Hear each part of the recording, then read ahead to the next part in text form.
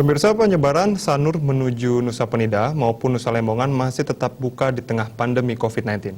Masyarakat yang ingin menggunakan jasa penyeberangan harus tetap mengacu pada SOP penanganan penyebaran virus COVID-19. Salah satunya wajib membawa surat keterangan sehat. Kepala Syah Bandar Wilayah Kerja Sanur, Doni Ebokti mengatakan, penyeberangan masih tetap buka bagi masyarakat dari Nusa Penida maupun Lembongan. Tentunya masyarakat harus tetap menerapkan SOP COVID-19. Pihaknya juga masih melayani TNI, Polri, ASN, orang beribadah, orang sakit, dan kedukaan.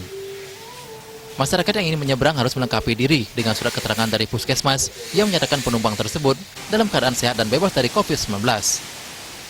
Selama pandemi COVID-19 ini, penyeberangan didominasi oleh angkutan logistik. Selama tanggap darurat COVID-19, penyeberangan paling banyak hanya 2-3 booth dalam seharinya. Sebelum penumpang berangkat, para penumpang dicek suhu tubuhnya dan diingatkan agar tetap menaati SOP penanganan COVID-19. Beritahukan bahwa syarat-syarat dari penumpang untuk menyeberang ke Nusa Penida maupun ke Lembongan itu minimal membawa surat keterangan sehat, baik itu keterangan rapid test, keterangan sehat dari dinas kesehatan, dari rumah sakit, serta dari klinik. Kemudian dalam perjalanannya harus senantiasa menggunakan masker, menjaga jarak, dan selalu menjaga kebersihan.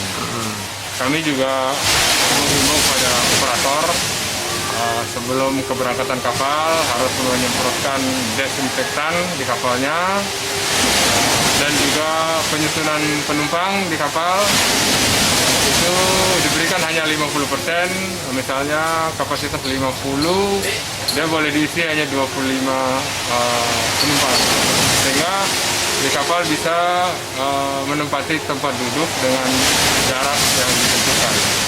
Dengan adanya cuaca yang tidak menentu, pihaknya mengimbau operator booth untuk tetap memperhatikan keamanan karena gelombang laut tinggi sehingga keselamatan penumpang tetap bisa dijamin.